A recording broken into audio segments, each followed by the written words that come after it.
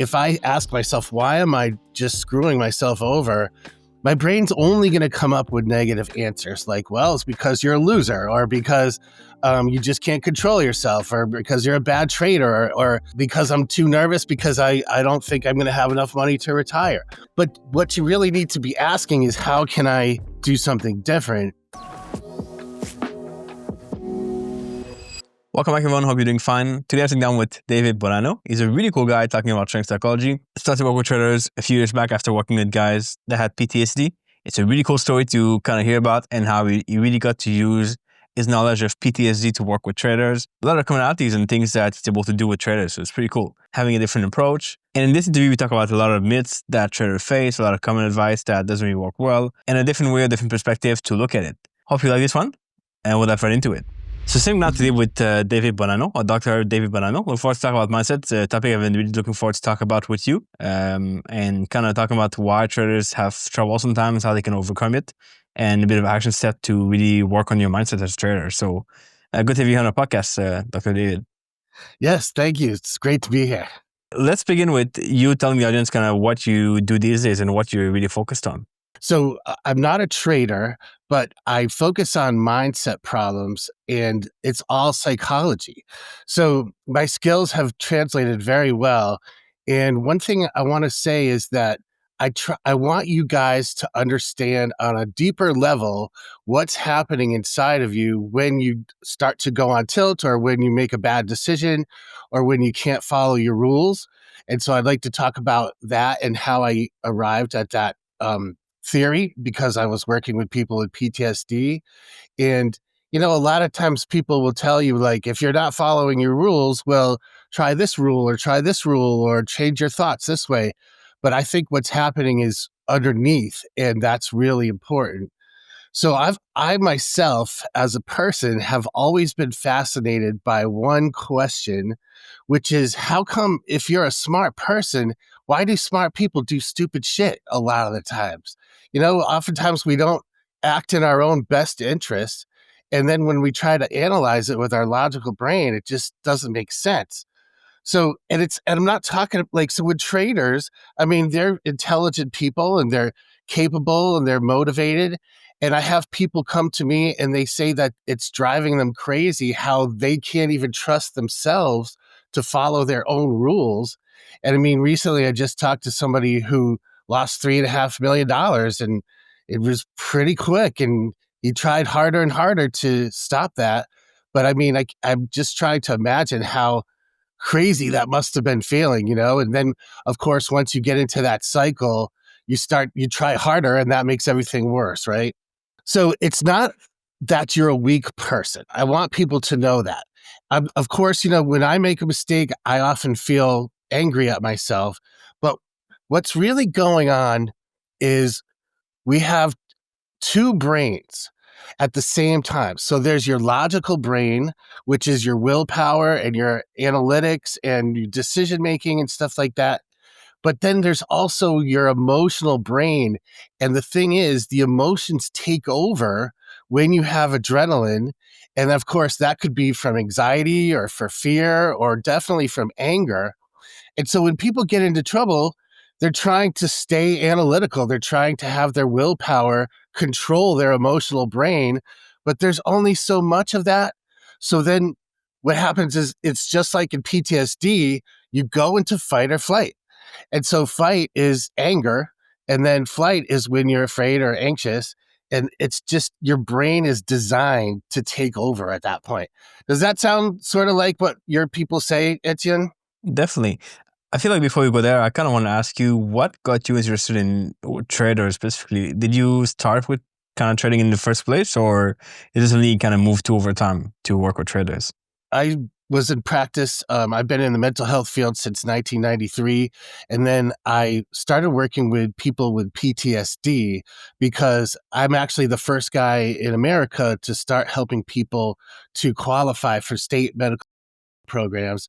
So I myself have talked to over 17,000 people who suffer from trauma, and that's a different perspective than a lot of people have.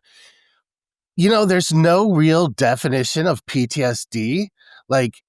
If you look it up, there's just a list of symptoms, So the way that I describe it is when you have more adrenaline than the regular person, and then when you're triggered, your adrenaline goes up really high and then it comes down really slowly. So that's when people get into trouble. Like if they see red or if they lose their temper or if they do things that they regret, it's because their logical brain is offline.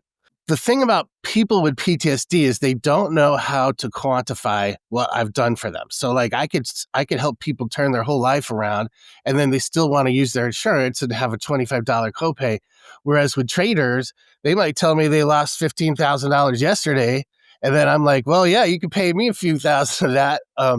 So the, the, the parallels are really there.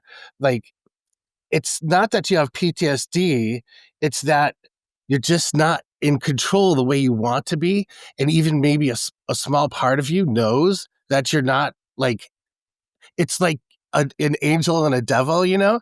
And once you get into that state where you're contemplating doing something that you know you shouldn't do, but your emotions keep saying like, yeah, but if I could just get this one more, if I could just, feel good again, like being in that state of decision making is so unpleasant in itself that there's two ways to get out of it. It's either you really double down and you just really try hard not to break your rules, but you would have done that already. And it's by then it's too late.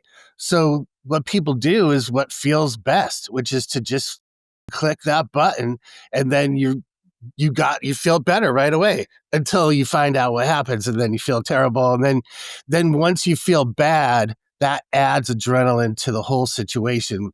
And if you're angry or ashamed or embarrassed or hurt or anxious, then you're adding more adrenaline and it just sets up a whole cycle.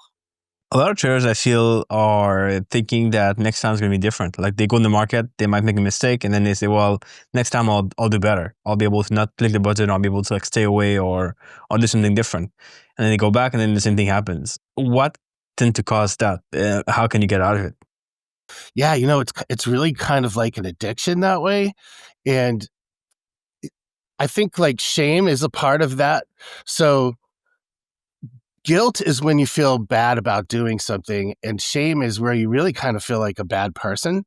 And that just goes hand in hand with like secrecy and trying to and it maintains that addictive cycle. So when people get really upset with themselves, they're thinking that that's the motivation that they need in order to go straight and to do what they need to do. But I maintain that it's really kind of makes everything worse. Like if you add emotion to an emotional problem, then you're just making it worse. And a lot of people, it's hard for them to get out of their logical brain because, I mean, traders are very logical people and you have to use your logical brain in order to understand the technical parts and everything. But where I'm coming from is I'm saying that this is an emotional problem and you can't just treat it with logical ways. You can't just like, setting your stop loss. Of course, that's a good idea, but you're not solving the problem. Or like just telling yourself that I'm definitely going to follow my rules this time is not the answer. And unfortunately, a lot of trading advice just doesn't really work in the end because it's more of like trying to change your thoughts.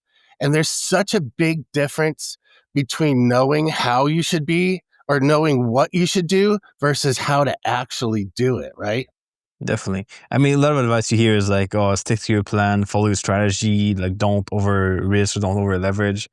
All these things are good until you just don't follow them and you can't do anything about it. Yeah, right. And that just feels crazy. And then you start to feel like, oh my gosh, I can't even trust myself. And then you start to ask yourself, because, when you ask yourself a question, why am I doing this? Your brain is going to come up with answers to it. It's very literal. And so if I ask myself, why am I just screwing myself over? My brain's only going to come up with negative answers like, well, it's because you're a loser or because you just can't control yourself or because you're a bad trader or maybe it's like because I'm too nervous because I don't think I'm going to have enough money to retire. But what you really need to be asking is how can I do something different? And what I try to do for people, Etienne, is I try to get them to avoid that battle in the first place. So, like, let's say you're trying to lose weight, and somebody who's like a coach might tell you like certain tips and tricks.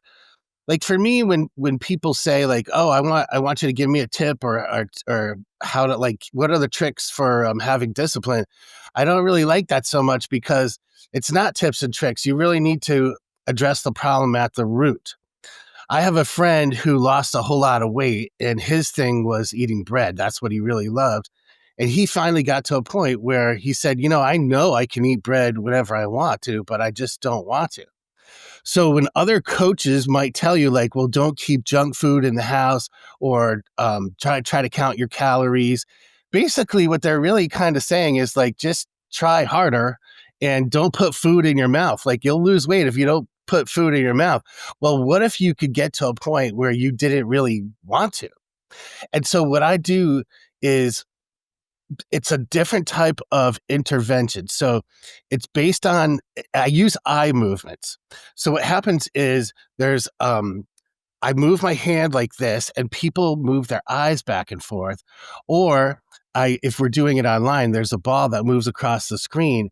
And it's based on EMDR, which is a therapy for PTSD. It's been around for 40 years and you can look it up. It's called eye movement desensitization reprocessing.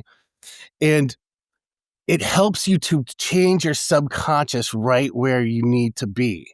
So, like, if somebody has a really bad trade and they just can't get over it, and maybe even not consciously aware of it, but it's still in here in your heart, what we can do is we can have the person remember what happened, but they don't have to talk about it. And then you have them rewrite the story and it just kind of goes away. But the thing about the eye movements is what really makes it work.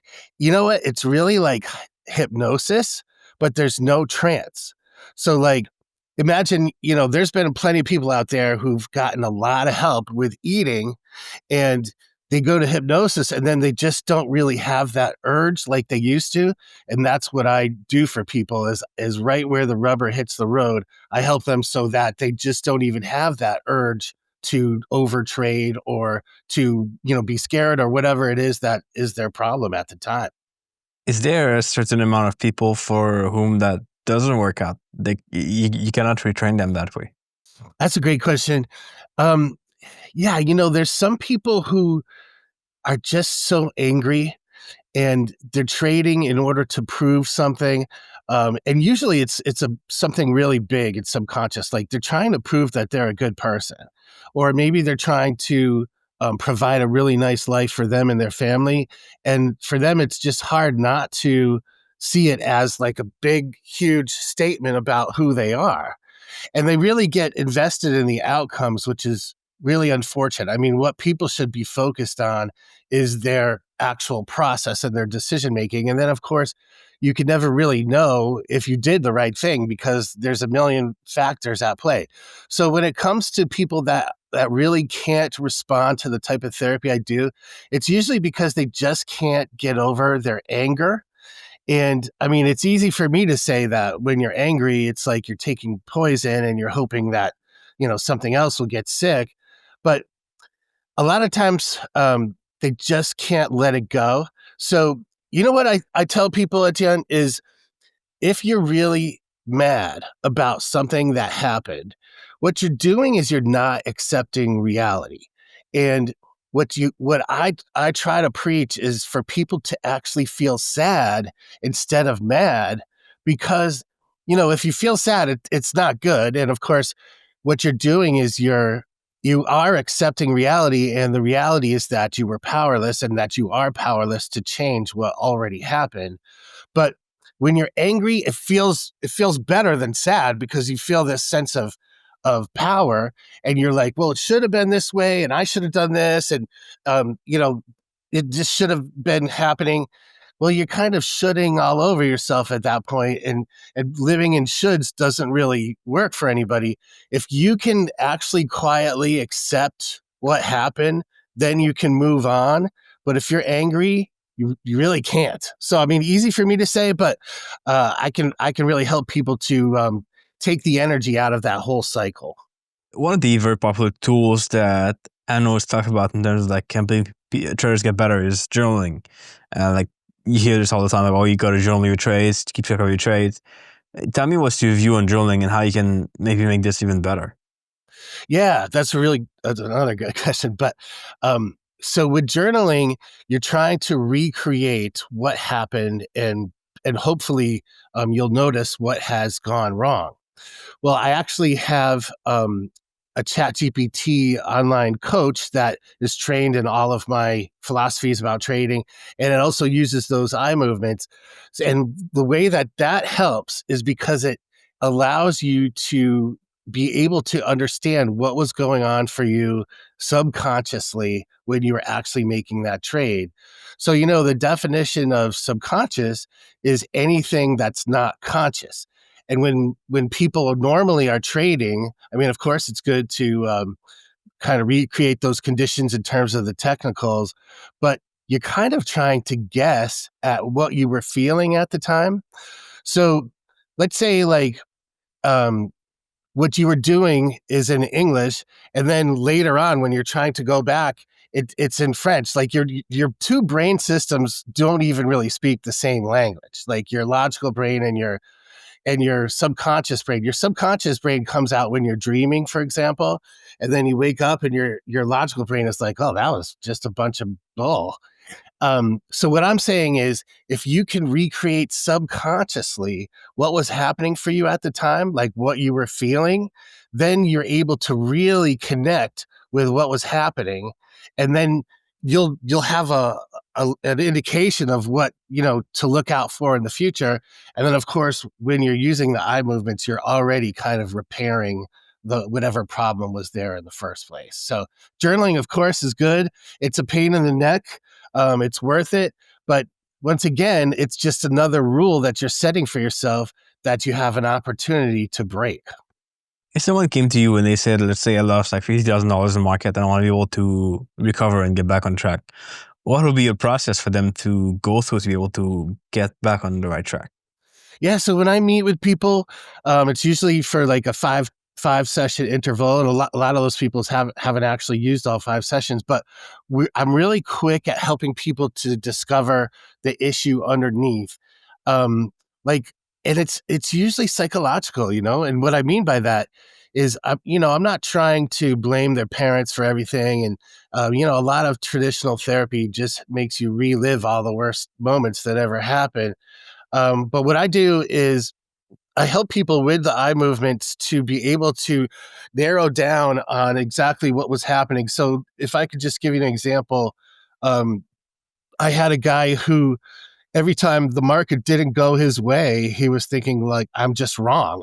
And he would feel like it was like he was a bad person, really. It was shame. And like, why can't I figure this out? I'm a really smart person. I should be able to predict what's going to happen. Well, of course, he's using his logical brain there, and that's not a very logical way to look at it. I mean, of course, we all know we have to think in terms of probabilities, and so you could do absolutely everything right, and it doesn't go your way.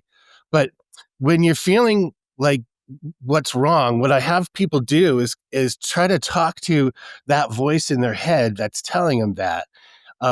Like, we all have some kind of a critic, and it can be just horrible to us. I mean, we would never treat other people the way that we treat ourselves a lot of the times. And then I try to get people to recall, like, if there is an incident when they were growing up, or like, what's the worst time or the first time that they started to feel this way in their body, that they felt shame, that they felt they were wrong, and that they're not allowed to be wrong. Well, oftentimes, you know what? Like, if it's a guy, it's oftentimes their dad. And I've met a lot of people who have father issues, and we don't have to go into the whole thing. Like, we don't have to recreate your childhood or anything. But it seems to me like a lot of guys are trying to either be unlike their dad, like they want to prove to themselves that they're better than their dad, or they can't live up to their father. And it's not, like maybe even their dad could say, I'm proud of you, but it's not what it feels like. They don't feel it in their heart. And if you don't, then that's really going to affect every single thing you do. And you might always try to be proving that you're, a good person. So then we can work with that.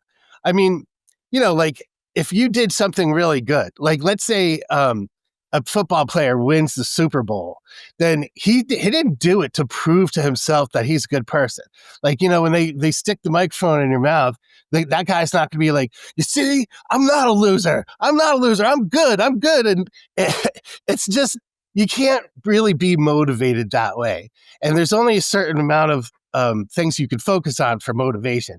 So yeah, like that's just one example. There's somebody that I just worked with who's really afraid, and it's hard for him to enter, and he often enters too late and he exits too early, and he's just so afraid. Well, of course, that's all adrenaline. And, like our brain is designed for you to not be able to ignore adrenaline. Like, if you are walking in the woods and you see a bear, well, you go into fight or flight before you're not thinking about all the options. Like, should I run or should I do this or whatever? You're supposed to be acting or reacting. So our brain isn't set up for us to be happy and relaxed. It's set up for us to survive. Unfortunately, when it comes to trading, it's not necessarily about surviving. It's about making money and making smart decisions. So anyway, this person who was really afraid all the time, it's because he lost a whole lot of money. His business went under, and it wasn't really his fault, but it was just heartbreaking for him. And he wanted to provide for his wife and his kids, and they were homeless for a little while. And so that's kind of always on his mind. And instead of saying on his mind, I want to say that that's always in his heart. That's always in his subconscious brain. And so what we did was we had him remember what had happened, and then we have him write the story. So, he wrote the story that he just had a peaceful transition from operating his business to being a trader, and that everything was okay, and that he was a good dad and a good husband. And you know what? It's just crazy, Etienne, how people are able to let things go. I mean, this is the exact same formula that I was using for people with trauma. And, like with trauma, you might have a therapist say, like, I mean, one time I was talking to a therapist, and he said, the past is in the past. So it doesn't make sense for you to feel this way right now. And I was like, yeah, no shit. What am I still doing here on your couch then? I mean, like it's a lot more complicated than that. Well, it's not even complicated. It's simple, but we have to be approaching it in a different way. And with psychology, we've never really had a way to change the emotional brain directly. I mean, there is hypnosis, but you have to do a trance, and you're not really talking to the person. So I used to practice hypnosis a whole lot, but I have never done that since I learned this EMDR, eye movement therapy. And so I guess what I was saying is that for this person, he had to be able to let it go, get a fresh start. And sometimes even you have to do it on a micro level. Like if somebody has a bad trade and it's just pissing them off, if you can help them to kind of rewrite the story, like either that it was a good trade or that they did the right thing, but it was a bad outcome, then you can get a fresh start, and you can do it without that adrenaline that messes everything up. I mean, this is cool stuff, definitely, for sure. Thanks. I try to be different from everybody else. I don't want to ever say anything commonplace. I want people to think about things in a different way.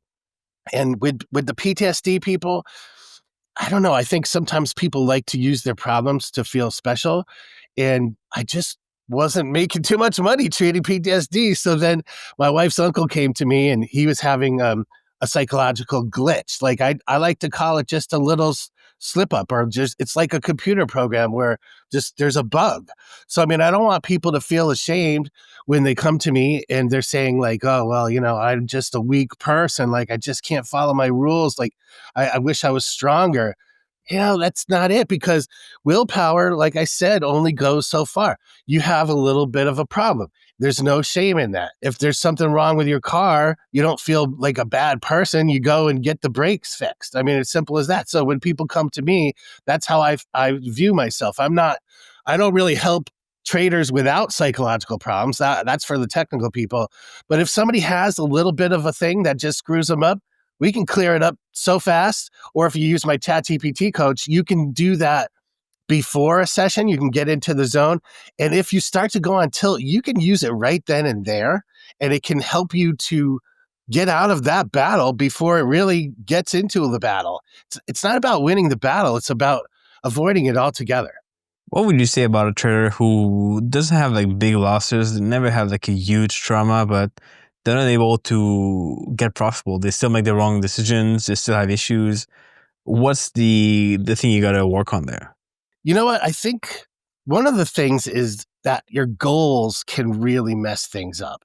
Like if you're trying to get to a certain place, then you're going to either try too hard or you're just you're gonna be a little too relaxed, and then you end up trying too hard. So one of the things about prop firms, of course, they're great, but one of the problems I have with them is that it sets you up like early in your career to get into the habit of having these completely arbitrary, random numbers that you got to hit. Like if you could trade ideally, then you wouldn't. You would just make the best trade that you can, and for as ever how much money that you feel is right. But if you're trying to hit a certain number all the time, then it's unnatural. It takes you out of your instincts. You need to have intuition, and that's why I think AI is not going to replace us traders anytime soon, because it's a combination of both your logical brain and your intuitive brain. And of course, that is the exact same brain as your emotions. Another thing about goals that I think is really not so healthy is that sometimes people have a certain amount of money that they feel like they need to make overall in their life. Like if somebody is gearing up for retirement and they're like, well, I need to have $2 million before I can actually quit my job, which I hate. And then I can live the life of a trader and travel around the world and buy my wife, whatever, or my husband. And so I wish, what I really wish is that people didn't even know how much money in terms of dollars that they're making or losing. I wish it could be like some other way of measuring it so that once again, you're just trading to trade. Like you trading because you like it and you're trading to be successful, but it's impossible to get away from how much money did I just make? How much did I just lose? It just adds pressure, and that creates the conditions for people to screw up. Definitely. You mentioned AI won't replace traders, but do you think AI can replace psychologists one day? Yeah. Yeah, it's on a big level. Yeah. I mean, of course, there's always going to be a need for like really high level people, but there's a study where people rated the AI, and of course, they knew full well in their intellectual brain that it was not a person, but they rated it higher for empathy and understanding than they rate their friends and family. And that's that's not too good, because I mean, hopefully your friends and family, you would feel like they have empathy for you and they do understand what you're going through. I think that a lot of therapy, unfortunately, man, I got a real problem with how psychology has trained people to think that insight is what they need. So like, you go to somebody, they want you to just relive all the worst shit that ever happened in your whole life. And then we have to understand what happened.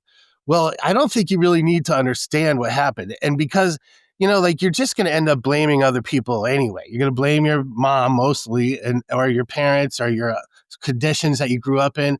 It takes you off the hook. It removes your accountability.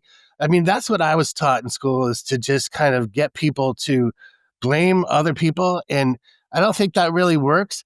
And when it comes back to understanding, like some therapists have asked me, well, how can you fix a problem if you don't understand it? Well, you know what? Like, it's not like people are like a car. Like you trace the problem down to this one thing, and then you're able to just fix the starter, and now all of a sudden your car runs great. I mean, like so many times people have said to me like, oh, well, it's because of your mother, because my mother was not the best. And I'm like, yeah, of course it was because of my mother. What do I do about it? So the what I talk about is, if you are in New York City and you want to be in Montreal, do you need to know everything about New York City? Do you have to look at maps of New York? Do you have to talk to everybody in New York? No, you need somebody to show you where Route 87 is and then point you in the right direction. And then you start to live the way that you want to. It doesn't even really matter what happened in the past. So I hope that answers your question. Oh, yeah. Will AI replace a lot of therapists? I think a lot of them, yes, will get replaced by AI in the future. It's a little bit sad to hear that, but actually, I think it's going to be overall a good thing for society. Tell me where people can find you and connect with you after this podcast. What can they learn from you and see your work? So my website is maxdiscipline.com because the AI coach is named Max. And if you go there, then you can give it a try for a day and then see how good it is. I mean, actually, I want to ask you, Etienne, how many of your traders or the people that you talk to already use ChatGPT in like the manner of a coach or like with help with trading? Like, do you hear about that? We never really discussed that. It's a good question. I don't know that anyone uses it. I know I use it for some things, but I don't know that anyone else uses it. So people can comment below if you use it. Comment in the video. I would love to hear too. Kind of curious about it. Yeah, well, I mean, some of the people I've talked to really have been using it. In fact, the guy who helped me have that idea is a really successful trader, and he said that he's been uploading the data from his broker into ChatGPT, and it helps him analyze stuff. But it also did help him with the mindset stuff. Like he said that it really called him on his stuff. Like it wasn't terribly nice in the beginning. It really was hard on him, and that's exactly what he needed. So, excuse me, there's a lot of people who already do use ChatGPT. There's a lot of people who use it as a coach for their trading. And with my creation, it's trained in everything I've ever written or spoken about. So it's going to have all that background, but then also it can actually do that eye movement therapy.